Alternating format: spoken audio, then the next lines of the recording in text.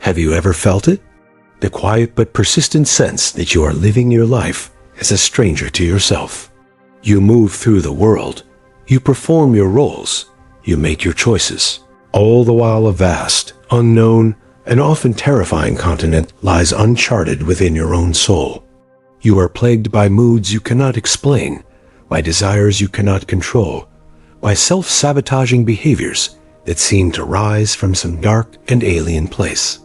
You are a sailor, confidently navigating the small, sunlit bay of your conscious mind, utterly and terrifyingly unaware of the immense, dark, and powerful ocean that churns just beneath the surface of your own fragile ship. You have likely spent your entire life trying to manage the surface of this ocean. You have tried to be a better person, to be more disciplined, more positive, more in control. You have tried to sail your ship in a straighter line. But you have been met, time and time again, by strange and powerful currents, by sudden and terrifying storms, by monstrous creatures that seem to rise from the depths to drag you off course. And you have concluded, as our entire surface-dwelling culture has, that these things are your enemies, that they are signs of your own personal weakness and pathology. But what if this is a catastrophic mistake? What if these dark and terrifying forces are not your enemies at all? What if they are, in fact, the emissaries of a vast and hidden intelligence, the messengers of a forgotten God that lives within you? What if the path to a life of genuine wholeness, of profound meaning, and of unshakable, authentic power is not to be found in the calm and well-lit waters of the conscious mind, but in the terrifying and ultimately sacred journey into the abyss of your own unknown self? This is the radical, life-altering, and profoundly challenging vision of the great Swiss psychologist Carl Jung. Jung was not just a therapist. He was a cartographer of the soul, an explorer who dared to journey deeper into the dark and often terrifying landscapes of the human psyche than anyone who had come before him. And the map he brought back is a map that can, if we have the courage to read it, lead us out of the shallow, neurotic, and deeply inauthentic lives we are living, and into a new and far more meaningful relationship with the vast, mysterious, and ultimately divine totality of who we are. To study the philosophy of Carl Jung is to be handed a lantern and a compass, and to be invited on the greatest and most important adventure a human being can take, the journey to meet, to understand, and to ultimately befriend the stranger who lives within. Number 1. Why most people are afraid of their own mind. Have you ever been afraid of your own thoughts? Not the anxious, everyday worries about your to-do list or your bills, but the other ones. The strange, intrusive, and often deeply shameful fantasies that seem to flicker at the edges of your awareness. The sudden, inexplicable impulse of rage. The cold, sharp sting of envy. The dark and forbidden sexual desire. The secret and often gleeful fantasy of another's misfortune. You have likely experienced these moments, and you have almost certainly recoiled in horror. You have slammed the door on them, you have pushed them back down into the darkness from which they came, and you have told yourself, with a desperate and terrified conviction, that is not me. This is the great and defining act of the human ego, the act of self-rejection. We have, as a culture and as individuals, declared a total and unrelenting war on the parts of ourselves that we have deemed unacceptable, inferior, or evil. We are engaged in a vast, collective, and ultimately futile project of trying to become pure, to become good, to amputate the messy, chaotic, and terrifying parts of our own nature, and to live entirely in the thin, sterile, and ultimately lifeless light of a one-sided ideal. This is the reason, Carl Jung argued, that most people are so profoundly and so deeply afraid of their own minds. They are not afraid of a monster out there in the world. They are afraid of the monster that they know, on some deep and instinctual level, lives within them. They are afraid of their own shadow. To understand this fear, you must first understand the process by which the shadow is created. No child is born with a shadow. A child is born whole, a chaotic, beautiful, and complete totality of human potential. They contain within them the seeds of every human possibility, the saint and the sinner, the hero and the coward, the creator and the destroyer. But the child is born into a world that cannot and will not accept its hollowness. From its earliest moments, a process of psychic amputation begins. Its family, its culture, its religion, they all present it with a very specific and narrow blueprint for an acceptable human being. The child learns, with the uncanny perception of a creature whose survival depends on it, which parts of its totality will be rewarded with love and which will be punished with shame, ridicule, or abandonment. It learns that its anger is bad, that its vulnerability is weak, that its exuberant life force is too much, that its quiet sensitivity is too little. And so, in order to survive, in order to secure its place in the tribe, it makes a tragic but necessary choice. It begins to disown the unacceptable parts of itself. It takes its rage, its shame, its fear, its selfish desires, its raw, untamed power, and it locks them away in the dark, silent basement of its psyche. This is the birth of the shadow, and in its place, the child constructs a conscious identity, a persona, a good, acceptable self that is built upon the foundation of this profound and devastating act of self-rejection. Our fear of our own mind, then, is the fear of the prisoner for his own long-abused captive, the terror of the king for the brother he has unjustly exiled. It is a fear born of a profound and primal guilt. We know, on some deep unconscious level, that we have committed a crime against our own wholeness, and we are terrified of the day when the one we have exiled will finally, and with a righteous and terrible fury, break down the door and demand its revenge. The great and terrible irony, as Jung so brilliantly demonstrated, is that the more we fear and repress the shadow, the more powerful, the more demonic, and the more destructive it becomes. A shadow that is conscious, a dark side that you are in a knowing and respectful relationship with, is a source of immense power, of creativity, of vitality. But a shadow that is unconscious, a darkness that you have refused to own, becomes a monster. This is the source of all our most baffling and destructive behaviors. The inexplicable mood, the act of self-sabotage, the sudden and violent outburst of rage, these are not failures of the conscious mind. They are the successful and brilliant guerrilla warfare tactics of the unconscious shadow. And most devastatingly, the unowned shadow is the source of all our projections. Because we cannot bear to see the darkness within ourselves, we must find it in the world. We create a devil out there to save us from having to face the devil in here. The person you irrationally hate, the political party you despise with a religious fervor, the group of people you have decided are the source of all the world as problems. These are almost always screens upon which you are projecting your own disowned and ravenous shadow. A path out of this fear, the path to a life of genuine wholeness and psychological freedom, is not to fight the shadow, not to try to kill it or to suppress it further. That will only make it stronger. The path, as laid out by Jung, is one of the most radical and courageous a human being can take. It is the path of ending the war. It is the journey of turning from the external battle of trying to be good and embarking on the internal journey of becoming whole. It is the terrifying and ultimately sacred work of unlocking the basement door, of walking down into the darkness with a lantern in your hand, and of finally, and with great compassion, coming face to face with the stranger who has been living inside of you all along. For in the face of this monster, you will not find the enemy you have always feared. You will find the lost and wounded and beautiful other half of your own magnificent and terrible soul. I understand. Here is the rest of the piece, with each section completed to approximately 1,000 words. adhering strictly to our established voice, structure, and the provided list of topics, culminating in a final conclusion. Number 2. How we become prisoners of our unconscious. You make a conscious decision. You set a clear intention. You resolve to change a habit.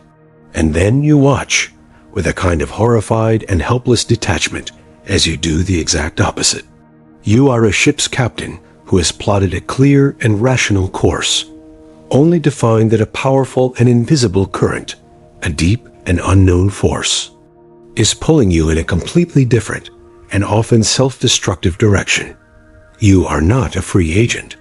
You are a prisoner, a slave to a part of your own mind that you can neither see nor command. You have likely diagnosed this with the standard language of our culture. You have a lack of willpower. You are self-sabotaging. You are weak. You believe that the problem is a failure of your conscious mind, a deficit of discipline, and you have redoubled your efforts. You have tried to exert more control, to be more vigilant, to fight a more ferocious war against these strange and unruly parts of yourself. But this war, as you have probably discovered, is a losing one.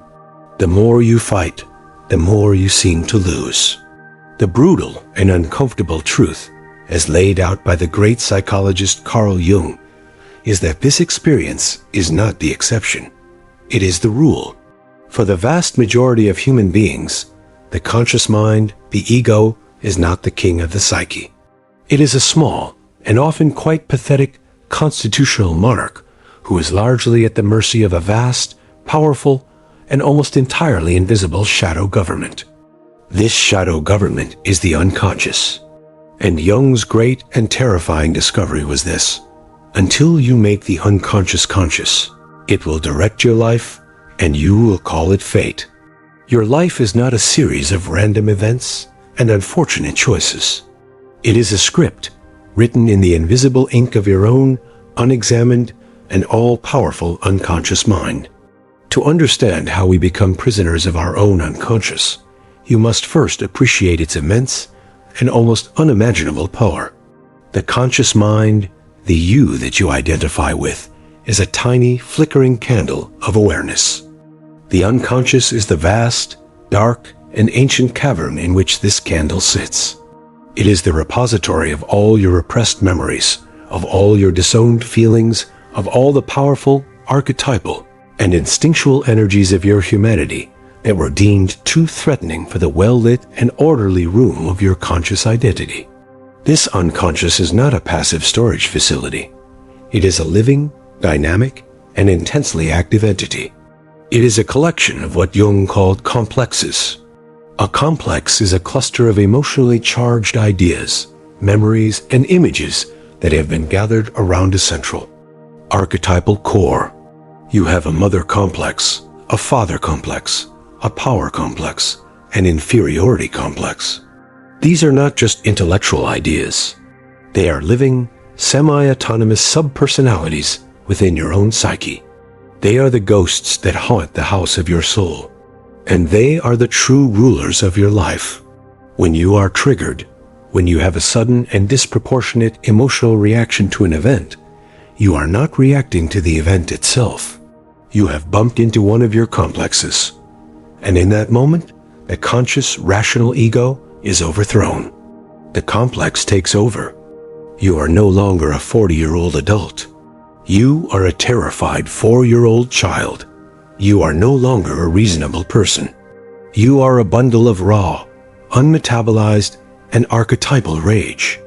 You have, in a very real sense, been possessed, and you will act out the script of this possession, blindly and compulsively, until the energy of the complex has been discharged. This is the experience of being a prisoner of your unconscious. It is the experience of being a puppet, your strings being pulled by the ghosts of your own unexamined past. So how do you escape from this prison? The path, for Jung, is not through a greater exertion of willpower. Willpower is the tool of the ego, and the ego is the weakest part of the psyche. The path is through a courageous and often deeply painful process of making the unconscious conscious. It is the journey of turning the light of your own, compassionate and non-judgmental, awareness onto the dark and haunted corners of your own mind. This is the work of depth psychology, of dream analysis, of active imagination. It is the art of learning to listen to the language of your own symptoms. Your anxiety, your depression, your addictions, your self-sabotaging behaviors, these are not your enemies. They are the messengers of your unconscious. They are the desperate and often distorted attempts of the lost and exiled parts of your soul to get your attention. To become free is not to silence these messengers, but to have the immense courage to hear their message. It is the work of turning to your anxiety and asking, what is the fear that you are trying to show me? It is the work of turning to your addiction and asking, what is the sacred hunger that you are trying so desperately and so clumsily to feed? To do this work is to stop being the prisoner of your own inner world and to start becoming its explorer, its cartographer, and ultimately, its benevolent and integrated ruler. It is the journey of transforming fate into destiny. Number 3. Why we keep repeating the same painful patterns. It is the person who is always, and without exception, attracted to the emotionally unavailable partner who lives through the same heartbreaking cycle of hope and abandonment, time and time again. It is the person who, in every job they have ever had, somehow manages to recreate the very same toxic conflict with a tyrannical authority figure. It is the person who achieves a measure of success, only to find themselves, once again, in the familiar and desolate landscape of their own self-inflicted ruin. You have likely looked at this strange and terrible repetition in your own life with a sense of profound and helpless despair. You have vowed to change. You have made new resolutions. You have tried to be more conscious in your choices. And yet, you find yourself back on the same stage, speaking the same lines, heading towards the same inevitable and heartbreaking conclusion. You feel as though you are a prisoner of a malevolent fate, a cursed and tragic figure in a drama you can neither understand nor escape. But what if this is not fate? What if this repetition is not a curse, but a clue? What if your life is not a tragedy, but a puzzle? And what if the painful patterns that you keep repeating are not a sign of your own incurable brokenness, but are in fact the desperate and often brilliant attempts of your own deep and intelligent psyche to heal itself? This is the radical and ultimately profoundly hopeful insight that lies at the very heart of the psychology of Carl Jung. For Jung, the reason we keep repeating the same painful patterns is not because we are stupid or because we are masochists. It is because there is a part of us, a deep and wise part of us, that is relentlessly and heroically trying to get us to finally, and for the first time, solve the original and unhealed wound of our own childhood. To understand this, you must first understand the powerful and often invisible mechanism that Jung called projection. The world that you see out there is not an objective reality. It is a screen. And upon this screen, you are at all times projecting the contents of your own unconscious inner world. The people in your life are not just people. They are characters in your own internal drama.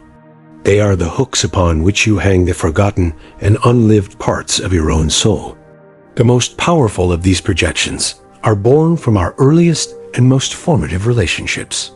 As children, we form a deep and often unconscious template of what love is, of what power is, of what a man is, of what a woman is, based on our experiences with our primary caregivers. These templates, these imagos, become the powerful and archetypal figures that populate our own inner world. And for the rest of our lives, we will be unconsciously seeking to find these figures in the external world. This is the secret and often tragic engine of all our relationships. The woman who had a cold, distant, and critical father will not, as an adult, be attracted to the kind, warm, and available man. She will be, with the unerring and devastating precision of a heat-seeking missile, drawn to the man who is cold, distant, and critical. Why? Because he feels like home. He fits the template. He is a perfect screen for the projection of her own unresolved father complex. She is not choosing a partner. She is, on a deep and unconscious level, trying to go back in time and to finally win the love of the father who could never give it to her. She is repeating the pattern, not because she is a masochist, but because a deep and wise part of her soul knows that this is the wound that must be healed. This is what the psychoanalysts call repetition compulsion. It is the psyche's desperate and often tragic attempt to master an old trauma by recreating it in the present. The problem is that, as long as this process is unconscious, it is doomed to fail. You will not heal the wound. You will simply re-inflict it, over and over again, each time confirming the original tragic belief: I am unlovable. All men will abandon me. All authority is tyrannical. The path to freedom is not to try to choose a better partner or a better job. That is a strategy of the ego, and it is powerless against the immense gravitational pull of the unconscious. The path to freedom, for Jung, is the path of making the unconscious conscious. It is the path of withdrawing your projections. This is the difficult and courageous work of turning your gaze away from the frustrating and disappointing people in your external world and turning it inward. It is the work of asking the terrifying questions. Who does this person remind me of? What is the old and familiar story that I am trying to reenact with them? What is the wound from my own past that I am so desperately and so unconsciously trying to heal? To ask these questions is to begin the process of taking back your own projected soul. It is to stop being the victim of your own repetitive fate and to start becoming the conscious and courageous author of your own new and finally free life. Number 4. The reason you feel lost even when life looks successful. You have done everything right. You have climbed the ladder. You have won the prizes. You have accumulated all the external markers of a successful life: the career, the house, the family, the respect of your peers. You are the very picture of the person you have always wanted to be. And yet, in the quiet, honest moments, when the applause has faded and the distractions have subsided, you are haunted by a profound and unshakable sense of meaninglessness. You feel like a fraud in your own life, an actor who has won an Oscar for a role that you have come to despise. You are lost, not in the wilderness of failure, but in the far more terrifying and disorienting wilderness of your own empty success. You have likely looked at this strange and terrible feeling with a sense of profound and almost unbearable shame. You have berated yourself for your own ingratitude, for your own inexplicable and seemingly irrational unhappiness. You have told yourself that you should be happy, and you have tried to solve the problem by doubling down on the very strategy that created it. You have chased the next promotion, the next achievement, the next external validation, believing that this time, it will finally be the thing that fills the void. But it never is. The emptiness remains. This is one of the most common and most misunderstood spiritual crises of modern life. And it is a crisis that Carl Jung saw as the central and most important psychological task of the second half of life. The brutal and uncomfortable truth is that your feeling of being lost is not a sign that you have failed. It is, in a profound and terrifying paradox, the very sign that you have succeeded. You have succeeded at the wrong life. You have succeeded at building a beautiful, elaborate, and ultimately soul-crushing prison for your own authentic self. And the feeling of being lost is the first, faint, and absolutely essential cry of that imprisoned self. The part of you that is finally, and with a desperate and life-giving urgency, trying to burn its own perfect life to the ground. To understand this, you must once again return to Jung's great and revolutionary model of the two halves of life. The first half of life, he argued, is and should be an outward-facing project. It is the task of the ego to adapt to the external world, to build a functional persona, a social mask that allows you to succeed in the collective reality of your culture. This is a necessary and heroic work. It is the process of building the ship. The great and tragic error of our modern, extroverted, and deeply materialistic culture is that it believes that building the ship is the entire point of the journey. It tells you that the goal of life is to constantly upgrade and expand this first life structure, to get a bigger ship, a fancier ship, a more respected ship, and to sail it successfully until you die.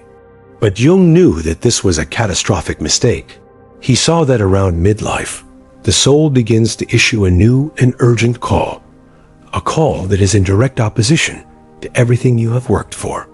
It is the call to turn away from the external world and to embark on a new and far more important journey, the journey inward.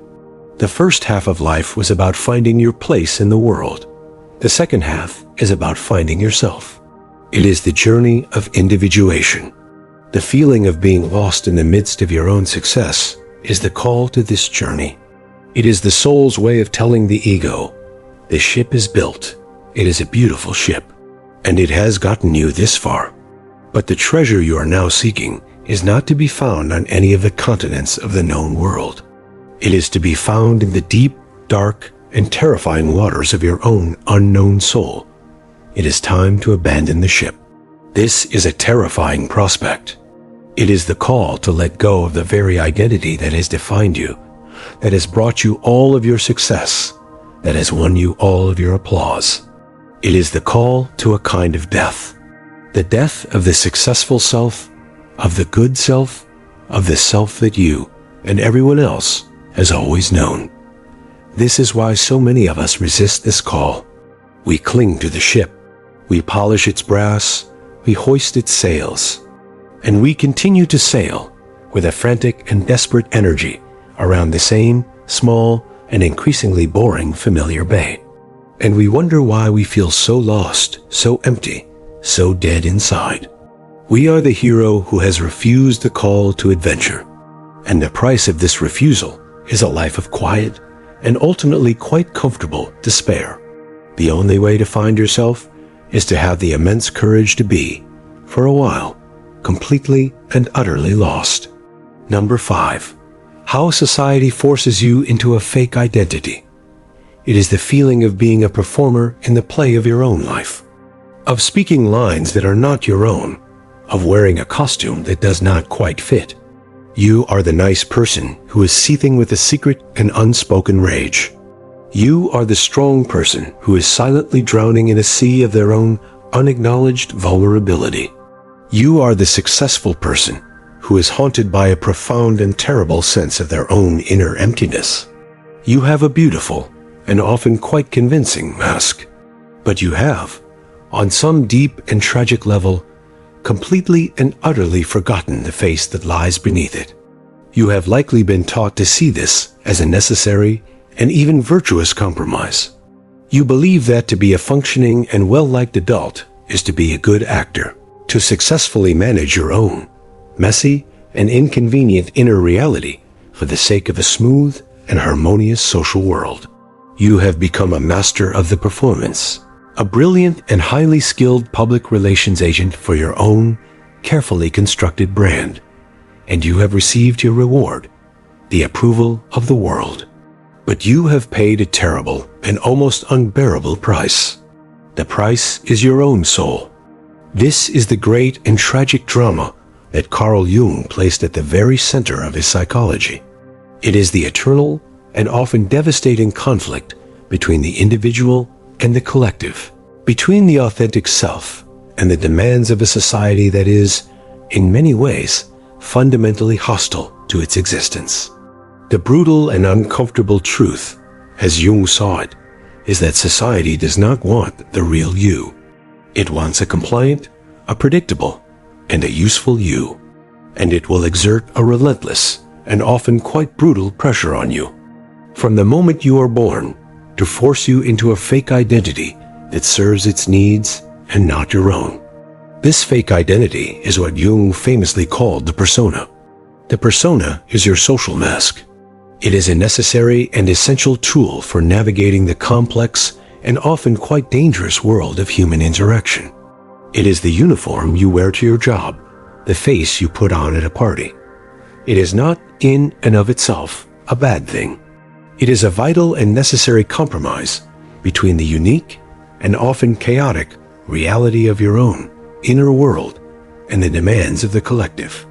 The tragedy occurs when you forget that the mask is a mask.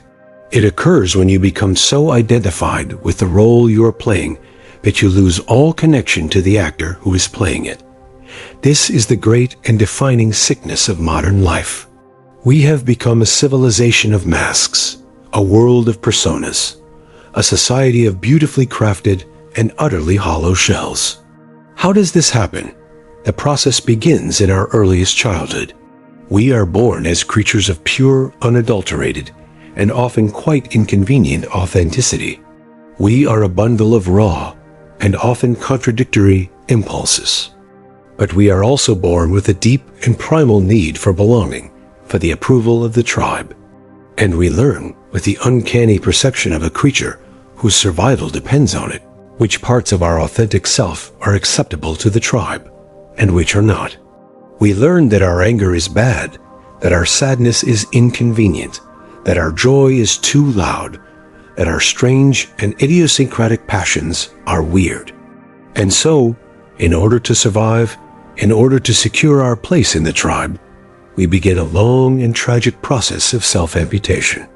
We take the unacceptable parts of ourselves, and we banish them into the dark and silent exile of the unconscious, into what Jung would call the shadow. And we begin to construct a new self, a good self, a compliant self, a self that is made up entirely of the pieces that the tribe has approved of. This is the birth of our fake identity. It is a masterpiece of adaptation, and it is the beginning of a lifetime of quiet and profound self-betrayal. As we grow, this process is reinforced by every institution we encounter. Our schools do not, for the most part, want to cultivate our unique and often disruptive genius. They want to produce compliant and productive citizens. Our workplaces do not, for the most part, want our whole, complex, and often difficult selves. They want a reliable and efficient functionary. Our social world does not want our raw, honest, and often uncomfortable truth. It wants our charming, witty, and agreeable performance. The world is a vast and intricate machine for the production of the fake identity. And it is a machine that is almost impossible to resist. To resist it, to insist on being your own authentic self, is to risk the most terrifying of all human punishments, the punishment of exile. It is to risk being seen as weird, as difficult, as not a team player. And for a creature that is as primally social as the human being, this is a risk that is almost too great to bear. And so, we make the trade. We trade our own authentic soul for the warm, safe, and ultimately soul-crushing comfort of the collective. We become the fake identity, and we pay a terrible price. The price is a life of quiet desperation, a life of chronic and unexplained anxiety, a life of a deep and gnawing sense of fraudulence. The price is the death of the soul. The only way to reclaim your life is to have the immense and terrifying courage to begin the long and difficult journey of taking off the mask. Number 6. Why you fall for the wrong people. Have you ever found yourself in the grip of a romantic obsession that you know, on a deep and often quite rational level, is a terrible idea? It is the powerful and often quite illogical attraction to the person who is emotionally unavailable, to the one who is chaotic and destructive, to the one who, in some fundamental and undeniable way, is simply and profoundly wrong for you. You, the conscious, intelligent person, the one who wants a healthy, stable, and loving relationship, can see all the red flags. And yet, you are powerless. You are drawn to this person with the force of a tidal wave, with the inexorable and often quite terrifying logic of a dream. You are in the grip of a force that seems to be operating from a place deep beneath the foundations of your conscious self. You have likely looked at this strange and painful pattern in your life with a sense of profound and helpless despair. You have berated yourself for your bad taste, for your self-sabotage, for your seemingly incurable addiction to the very people who are guaranteed to break your heart. You have made resolutions. You have gone to therapy. You have tried to be more rational in your choices. And yet, you find yourself, once again, in the same familiar and heartbreakingly predictable drama. You are left with a quiet and deeply shaming question. Why do I keep doing this to myself? The brutal and uncomfortable truth, as laid out by the great psychologist Carl Jung, is that in these moments, you are not the one who is doing the choosing. Your conscious mind, your ego, with all its good intentions and its rational plans, is merely a helpless passenger. The one who is at the wheel, the one who is steering your life with an unerring and often quite tragic precision towards the very person who is most wrong for you, is a deep, powerful, and almost entirely unconscious part of your own soul. And it is doing so not because it is trying to destroy you, but because it is, in its own strange and often quite clumsy way, trying to make you whole. To understand this, you must first understand Jung's radical and revolutionary model of the human psyche. For Jung, the psyche is not a unitary thing. It is a dynamic and often warring collection of opposites. And one of the most fundamental of these is the opposition between our conscious, gendered identity and our unconscious, contrasexual other. In a man, this is the anima, the inner feminine soul image. In a woman, this is the animus, the inner masculine spirit image. The anima and the animus are not just ideas. They are living, semi-autonomous archetypal figures that exist within our own unconscious mind. They are the repository of all the qualities of the other gender that we have had to repress and to disown in order to form our own conscious, gendered identity. The man's anima holds his own unlived capacity for feeling, for relatedness, for a connection to the soul. The woman's animus holds her own unlived capacity for reason, for authority, for a connection to the spirit. In the unintegrated person, these inner figures remain largely unconscious, undeveloped, and profoundly powerful. And because we cannot see them within ourselves, we are compelled, by an inexorable law of the psyche, to project them onto the external world. We are all, Jung argued, walking through the world with a ghost, a soul image. And we are unconsciously scanning every person we meet, looking for a screen upon which to project this powerful and deeply charged inner figure. This is the great and secret engine of all romantic obsession, of all love at first sight. When you have that sudden, overwhelming, and often quite illogical feeling of recognition, when you feel that you have finally found your soulmate, you have not, in fact, found another person. You have found a perfect screen. You have found a person who, for a variety of complex and often quite neurotic reasons, perfectly matches the contours of your own unconscious and undeveloped inner other. And this is why you fall for the wrong people. The person who is a perfect match for your unconscious soul image is almost never the person who is a good match for your conscious adult life. The woman who has a repressed and undeveloped animus, who has not learned to own her own power and her own authority, will be irresistibly drawn to the man who is a caricature of masculine power, the arrogant CEO, the bad boy rebel, the charismatic but emotionally distant artist. She is not falling in love with a man. She is falling in love with her own unlived potential. The man who has a repressed and undeveloped anima, who is cut off from his own feelings and his own soul, will be irresistibly drawn to the woman who is a vessel of pure, chaotic, and often quite destructive emotion. He is not falling in love with a woman. He is falling in love with his own lost and longed for connection to the river of life itself. The relationship that is born from this kind of projection is not a relationship between two real people. It is a relationship between two ghosts, a dream that is being acted out in the real world. And it is a dream that is, almost without exception, destined to become a nightmare. For no real, human person can bear the weight of a projected god or goddess for long. They will, inevitably, reveal themselves to be a flawed and often quite disappointing human being. And when they do, the projection will shatter, and you will be left not with love, but with a profound and bitter disillusionment. The path to freedom from this repetitive and painful trauma is not to try to choose a better partner. The path is to have the immense and terrifying courage to end the external search and to begin the internal one. It is the path of withdrawing your projection.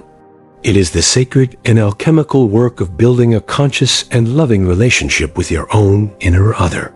It is the journey of the man learning to cultivate his own soul, and of the woman learning to wield her own sword.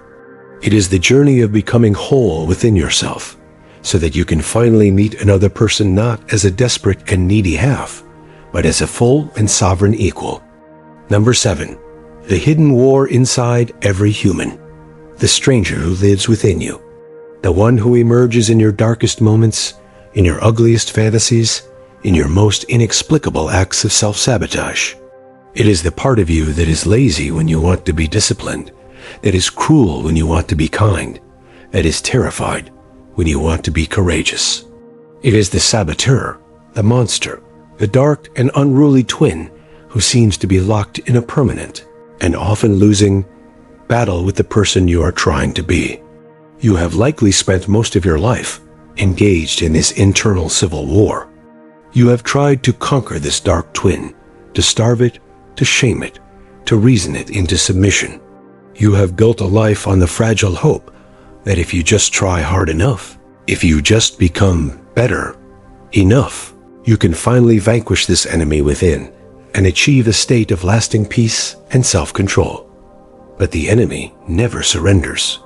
It only retreats into the darkness, where it gathers its strength, waiting for your moment of weakness to erupt once more, leaving you in a state of shame, confusion, and profound despair.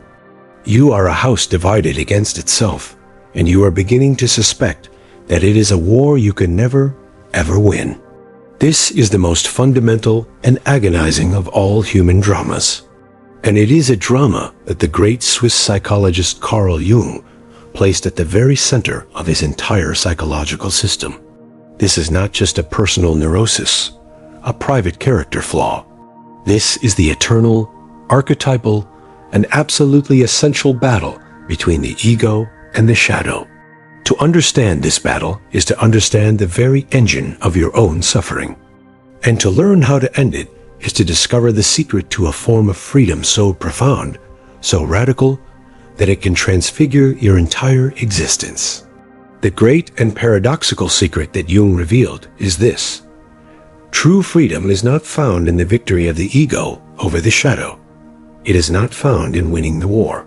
It is found in the courageous and terrifying act of declaring a truce, of turning to face your darkest enemy, and of realizing that this monster is not your enemy at all.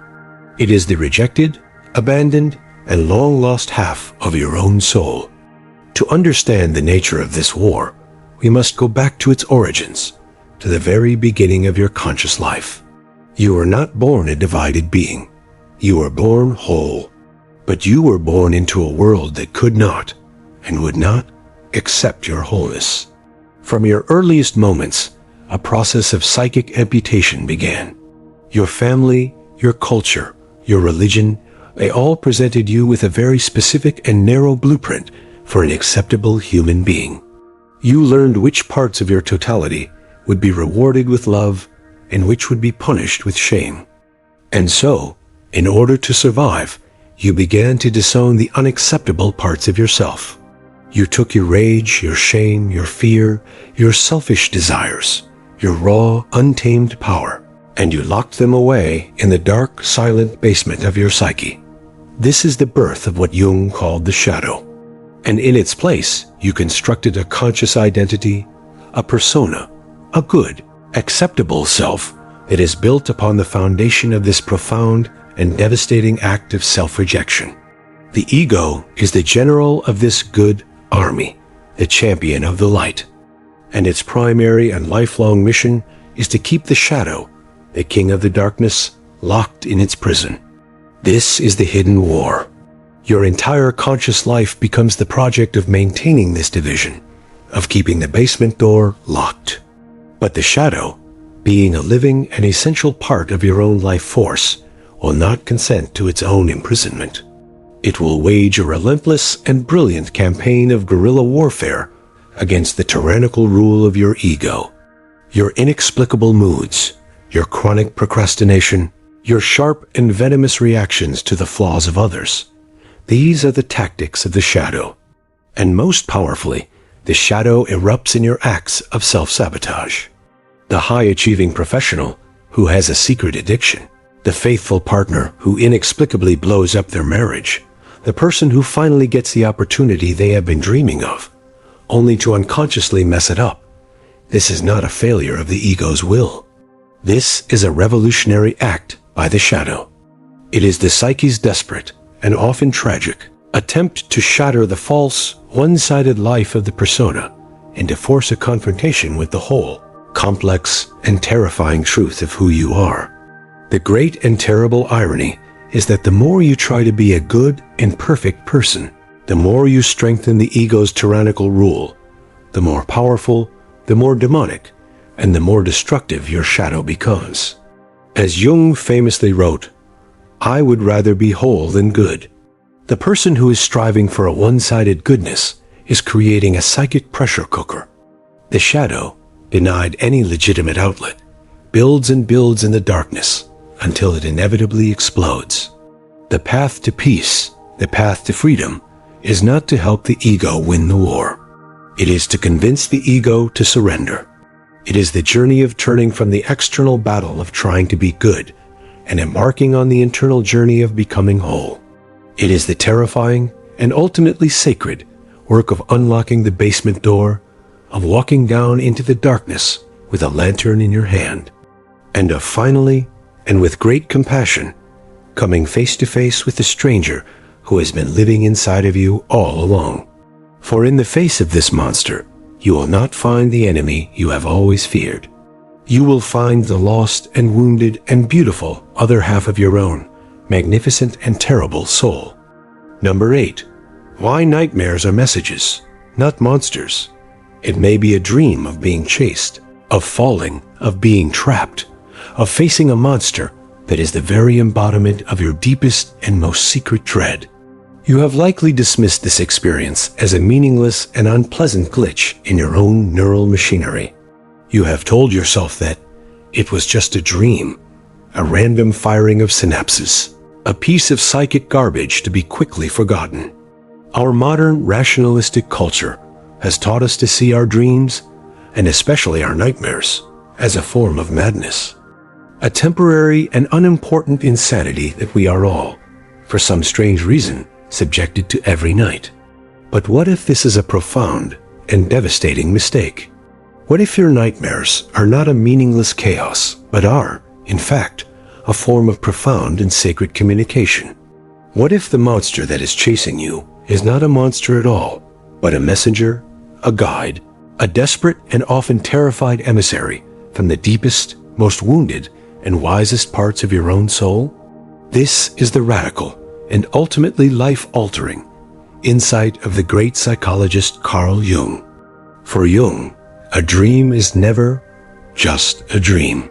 It is a living, intelligent, and deeply meaningful communique from the vast and mysterious world of the unconscious. And the nightmare is the most urgent, the most important, and the most potentially transformative of all these messages.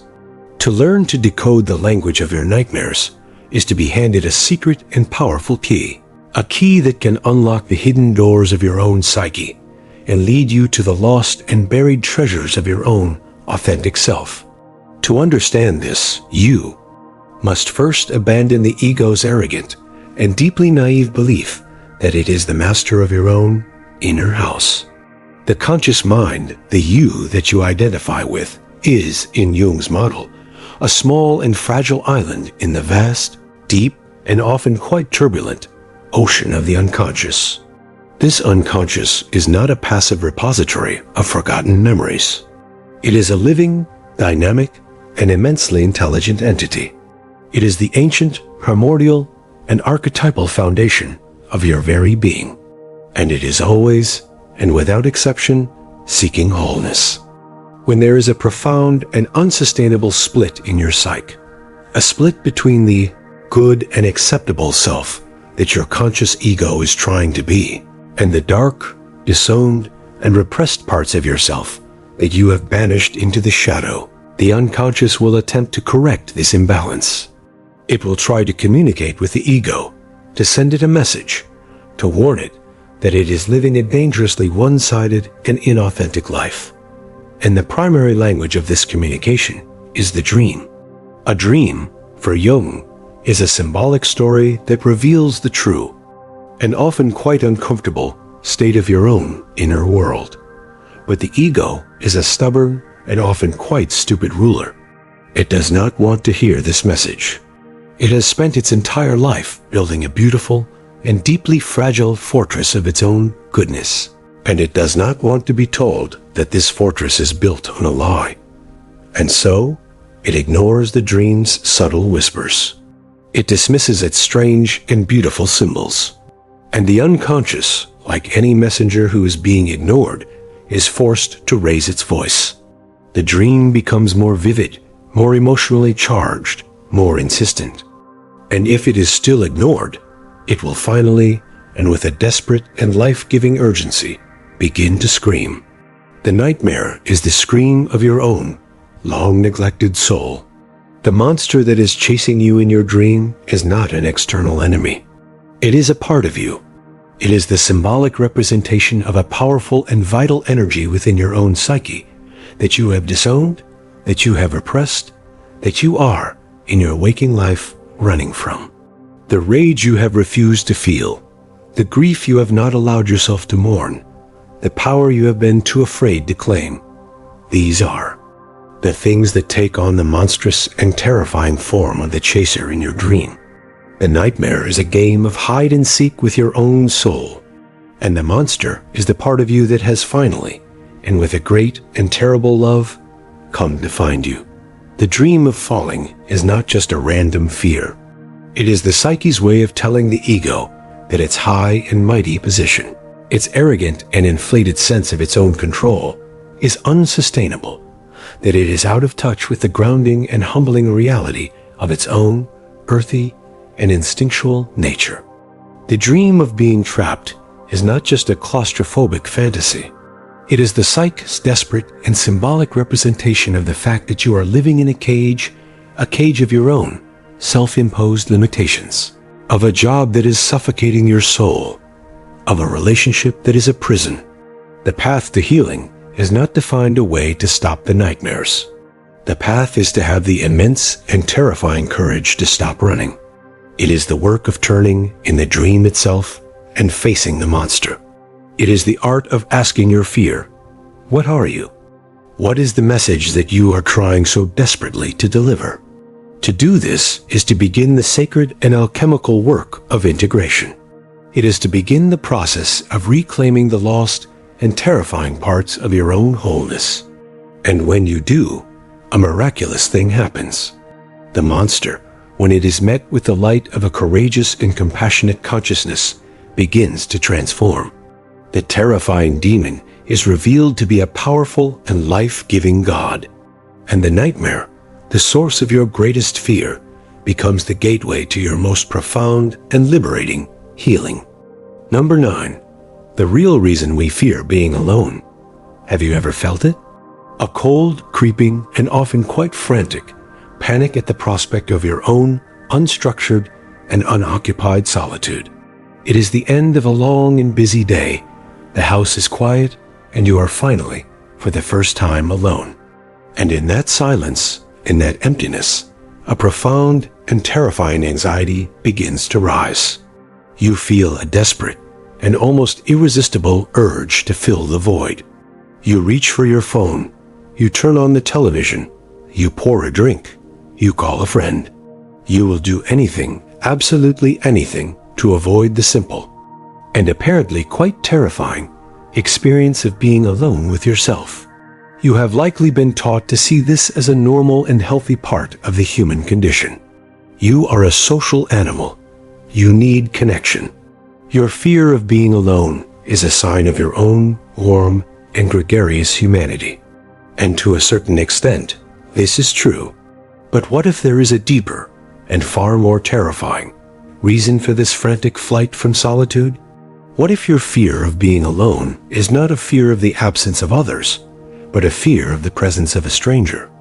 A stranger who lives within you. A stranger you have spent your entire life trying to avoid, to ignore, and to drown out with the constant and distracting noise of the external world. This is the radical and deeply uncomfortable insight of the great psychologist Carl Jung.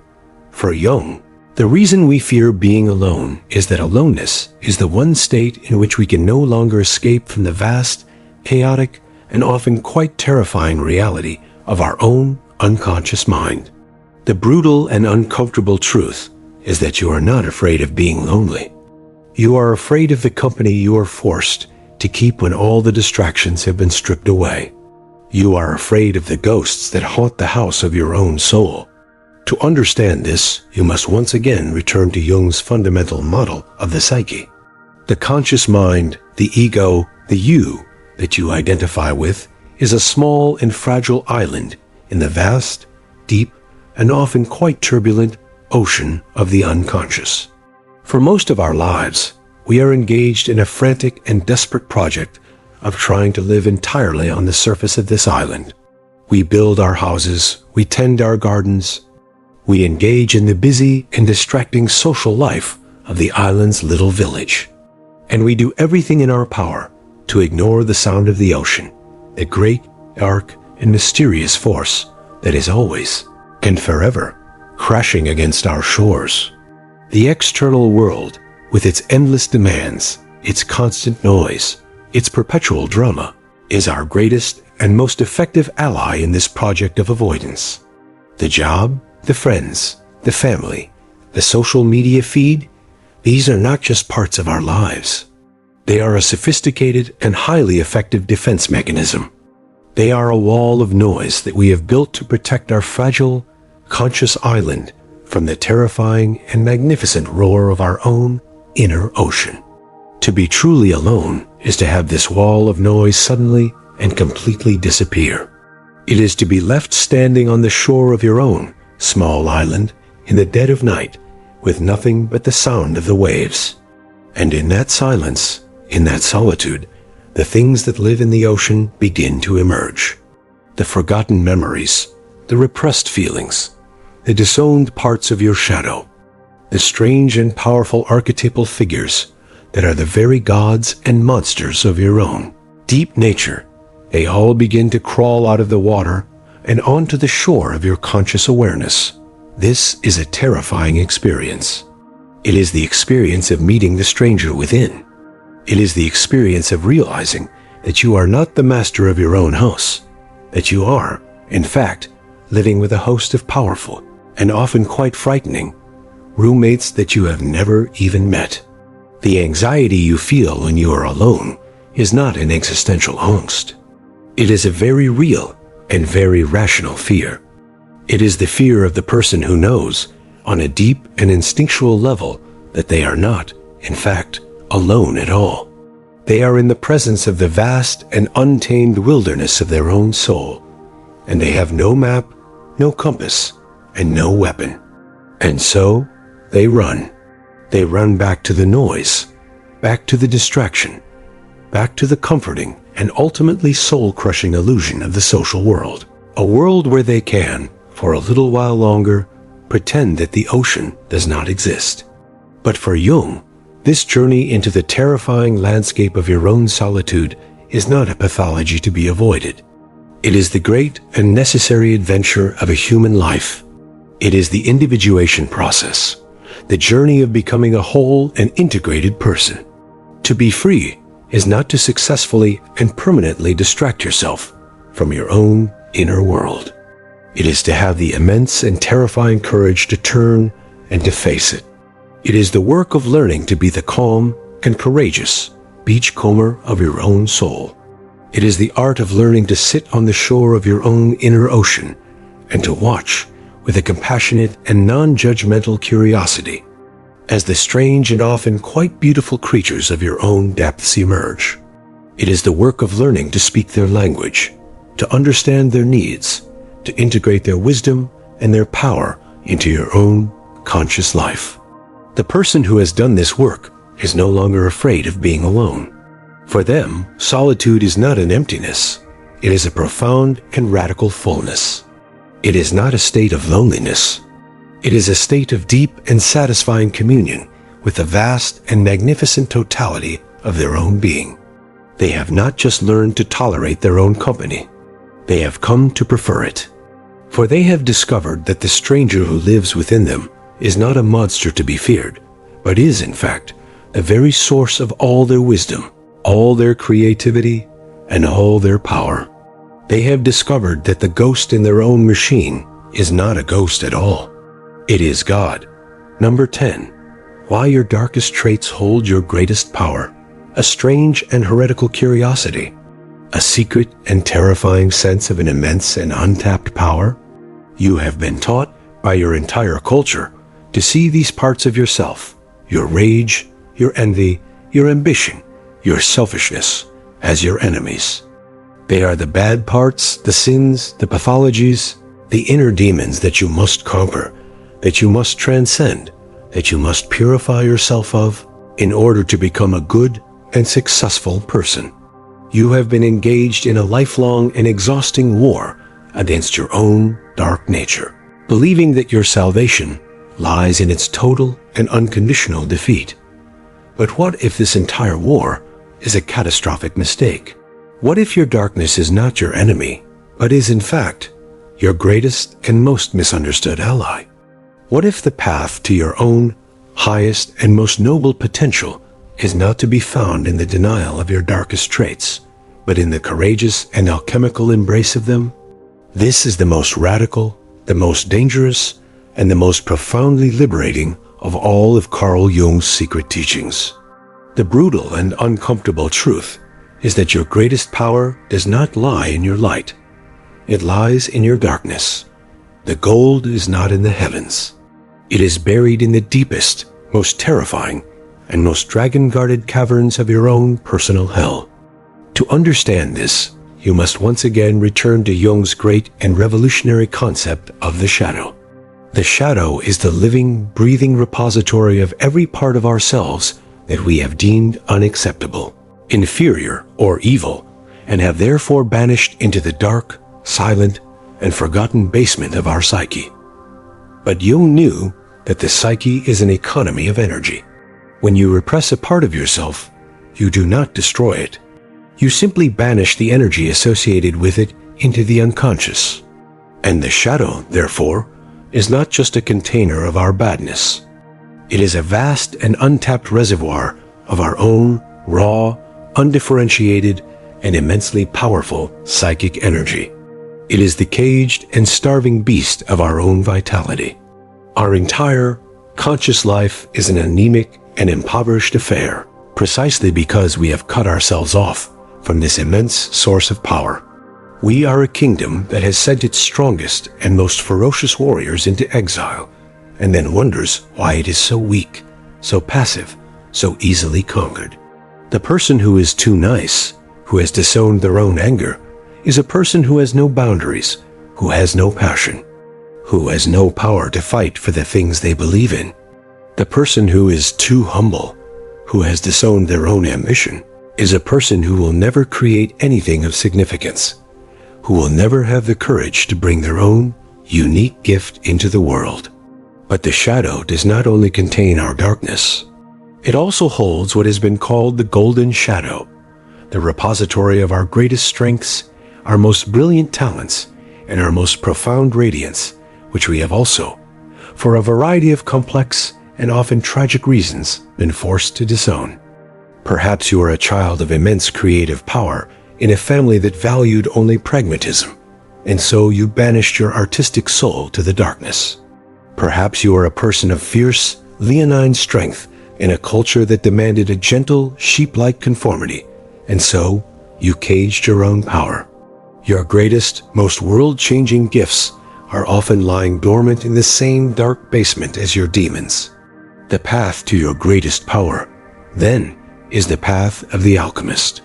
It is the terrifying and ultimately sacred work of descending into your own personal underworld and beginning the long and difficult process of reclaiming the lost and buried treasures of your own soul. It is the work of integration. This does not mean that you unleash your shadow in a blind and destructive way. That is not integration. That is possession. Integration is the process of bringing the raw, chaotic, and unconscious energy of the shadow into the light of your own conscious and discerning mind. It is the art of separating the gold from the lead.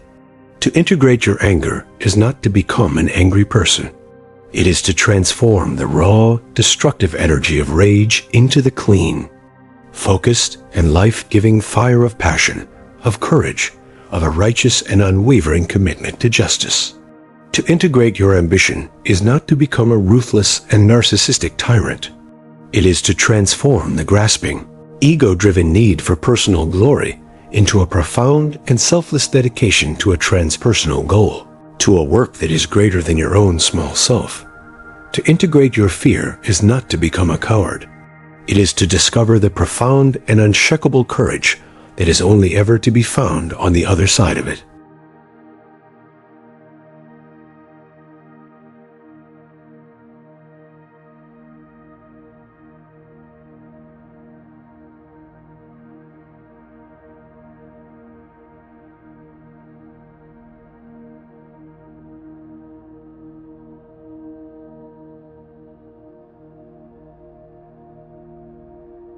They have the compassion of the light, and they have the power of the dark. They are the alchemical union of the saint and the sinner, of the God and the beast. They are the person who has not just found their own greatest power. They have, in the most profound and most meaningful sense of the word, found themselves. To conclusion, and so we arrive at the end of our journey into the dark and often quite dangerous landscapes of the Jungian psyche, and we are left with a single, stark, and life-altering realization. The life you are living is not the whole story.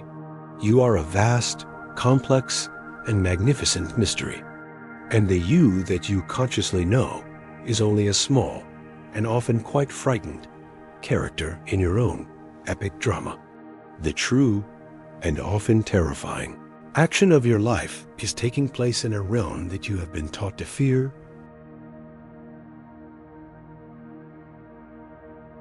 to ignore, and to deny, the realm of the unconscious. The lessons of Carl Jung are not a comforting philosophy. They are a hammer, and they are a key. They are a hammer that is designed to shatter the beautiful, and ultimately soul-crushing, prison of your own limited and one-sided conscious identity.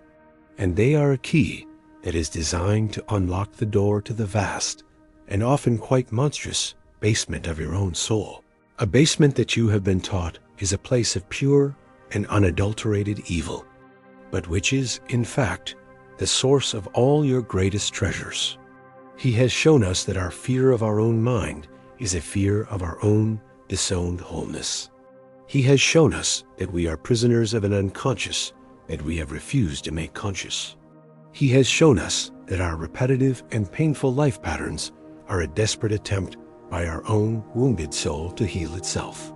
He has shown us that our feeling of being lost in the midst of our own success is the sacred and necessary call to a new and deeper life. He has shown us that the fake identity that society has forced upon us is a prison that we can, if we have the courage, choose to leave. He has shown us that our romantic obsessions are a misguided and ultimately tragic search for our own lost soul. He has shown us that the hidden war within us is a war between the part of us that wants to be good and the part of us that wants to be whole. He has shown us that our nightmares are not monsters, but are, in fact, sacred and urgent messages. He has shown us that our fear of being alone is a fear the magnificent and terrifying God that lives within us. And He has shown us that in our darkest and most shameful traits lies our greatest and most world-changing power. This is the great and terrible freedom that Carl Jung offers us. It is not the freedom from pain, from struggle, from darkness. It is not the freedom from pain, from struggle, from darkness. It is the freedom to engage with these things consciously, to find their meaning, and to be transformed by them. And to be transformed by them. It is the freedom that comes not from trying to be a better person, but from having the immense and terrifying courage to become a whole person.